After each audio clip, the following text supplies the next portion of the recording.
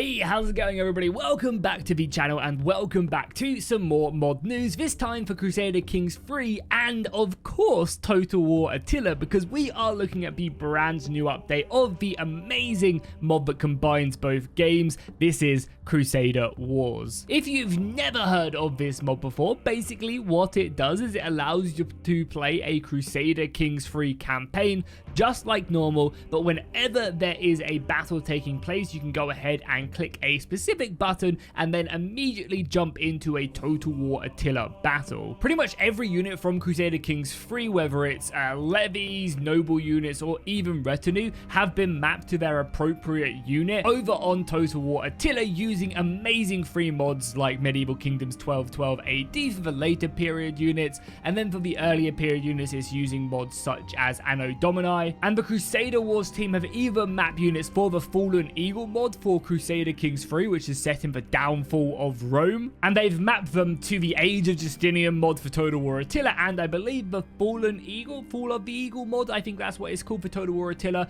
for two completely different eras. So as you progress through the game, you can go ahead and change the mods you're using in Attila, and that will reflect, the units will reflect, they'll evolve. So what exactly does this brand new update bring? And I'll also mention their future plans that they've got planned for the next couple updates, and yes, that does include the Siege update, which so many people have been asking for. They have now found a way to do that, so I'll talk more about that towards the end of the video. But in this update, we have the brand new defensive deployables. So if you are on the defending side in battles on Crusader Kings 3, you're going to be able to go ahead and utilize that to your advantage actually in Total War Attila by being able to go ahead and deploy stakes, ditches, caltrops, and the quantity of them depends on the size of the army and also the quality. So if your army is in a very elite, heavily knight-lead army, you'll be able to go ahead and produce more of these defensive positions, giving you, of course, the advantage in battle on the defense. This is also tied into the martial skill of the commander of the army, which is something I really like. Everything that they can do to bring the Crusader Kings 3 logic into Total War and the battles themselves and connect the two up is just absolutely perfect. This is also going to be depending on your supplies as well. So if you have a lot of supplies on the Crusader Kings 3 campaign map, you're going to be, of course, kind of fitted in. And again, I love that. I love tying more of that supply feature into the actual battles and how,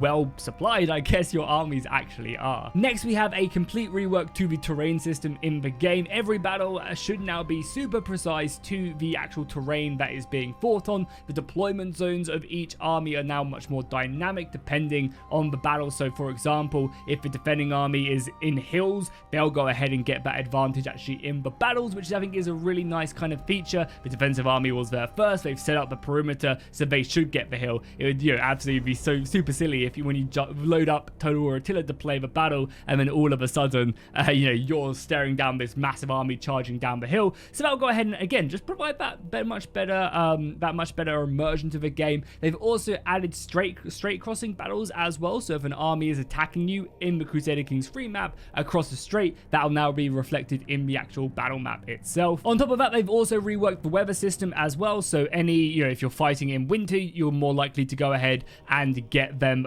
winter maps in Total War Attila. You're not going to be getting like a blazing desert sun anymore or anything along them lines. If you're fighting in the pouring rain, again, that's going to be represented in the Total War Attila battle. So again, really good stuff right there. I love seeing that, I love seeing that kind of, again, just the connection between the two games is absolutely amazing. You can now also play with all characters, which is a really important thing. Previously, you'd only be able to play with the characters, your own character in battle, but now you can go ahead and adjust this yourself. You can choose to play all the battles with your own character, all the battles with your character and a marshal. You can choose to play just everything, so whenever there's a battle in your kingdom, you can go ahead and take command of it if you want to. Again, you don't have to do this. You can let it just play out if it's a small battle, but you'll have the choice to go in. And I believe there's also all your dynasty as well, so there's a real nice choice where the player can decide how much interaction they want to have in the campaign. This is really nice because sometimes you just wouldn't roll a very good martial character and you wouldn't want him in command of the armies itself. They've also gone ahead and mapped all the new 15th century units as well, so if you are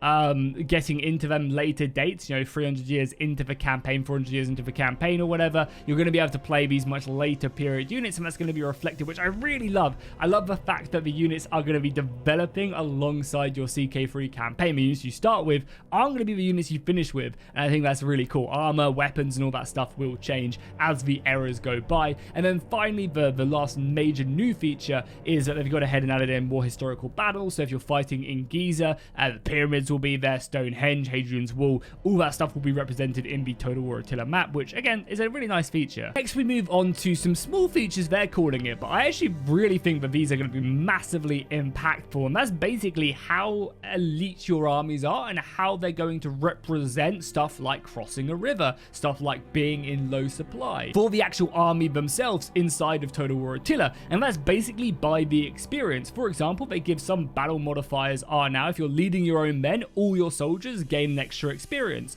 If the realm is in debt, the entire army goes ahead and receives a reduction in an experience. If you go ahead and you're low supply, your army will have one less experience on them. These chevrons in Total War Atilla are massive. They provide melee attack, melee defense, morale, and so much more actually in battle. So being able to stack these in your favor is a way for you to win a battle where you are completely outnumbered and have no hope, but your men are just that much better. You honestly will do so much. So you're going to really want to focus in the Crusader Kings 3 campaign of reducing all these possible negatives and trying to get as many of the positives as possible, because the more elite your army is in Total War Attila, the more you're going to be able to just slaughter the enemy. And then finally, they've gone ahead and improved compatibility, so you can now play with any trait mod in the game. Now previously that was a bit of an issue where you wouldn't be able to import mods for adding custom traits. That is now no longer an issue, so you can mess around with that. They just might not have as much effect in the actual Total War Attila battles, but you can go ahead and utilize that. So honestly, overall, an absolutely a banging patch, one to bring it up to date with the CK3 DLC,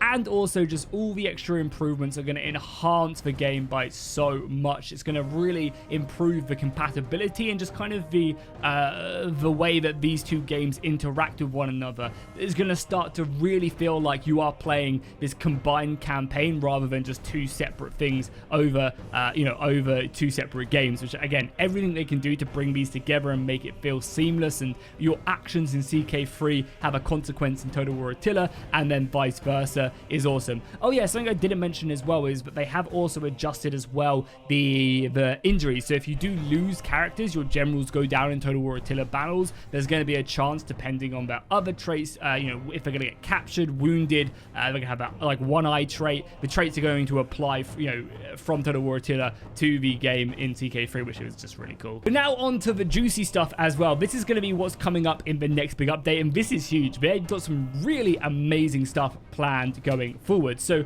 of course they are planning on doing sieges. That's going to be the next planned update, and it's currently under development. They had some issues with getting it to work, but now that should be absolutely fine. So when you fight or you can actually choose to fight a siege in CK3, which I think pretty much no one ever does, you're actually going to be able to fight a proper siege map, which is going to enhance that kind of whole process million times over. Hopefully they make it brutal, and it's going to be hard for the attackers, of course, but still there's going to be a ton of fun. And even more so with 1212 AD coming out with all their custom medieval siege maps as well. That's going to be great. Oh my lord. But the other thing that is really exciting is that they found another way to actually add cultures to your army instead of just the commanding one. So obviously if you're playing as the English in CK3, you're going to be getting all the soldiers that are represented of that in your Total War Attila battles. You're not going to be getting this mix. However, they found a way to go ahead and use all the allies' cultures on the battlefield. So, for example, if you're fighting a coalition battle in a big empire and you've got several different factions supporting you in this battle, that's now going to be all that in the future updates that's going to be represented in that, which is awesome. Having all the banners like in the Holy Roman Empire represented by all the different cultures, that sounds pretty goddamn cool. But not only that, they've also found a way to go ahead and do that with the levy recruitment. So the actual base soldiers in your personal army can be different cultures. You can have, if you're dragging men from all over the empire, you can have some French levies, some English levies, and all across the board. that's going to be awesome for diversity inside of that. Of course, it's just totally why I think Crusader Wars is one of my favorite mods out there. The dev team are doing such a good job, and they're combining it with stuff, other CK3 mods as well, like the Fallen Eagle mod, giving us a little taste right there. I think there has also been talk as well about a CK3 Game of Thrones. I think that would be an amazing mod to add in, something people would play the hell out of. I know I personally would, because again, we've got an amazing Seven Kingdoms mod for Total War Atilla. Why not go ahead and map that to CK3 Game of Thrones? I think a lot of people would love that. But that's going to do it for the video. Hopefully you guys got a good idea about the mod itself. If you're having trouble going ahead and downloading this or getting this mod to work, go join my Discord. I'll leave a link to it down below in the description. Go show the devs lots and lots of support. And if you enjoyed the video, please be sure to go ahead and drop a like and a comment down below. I really appreciate it. Let me know in the comments maybe what mod you'd like to see them actually apply to CK3 and get working inside of Total War Atilla. And I'll see you guys in the next one.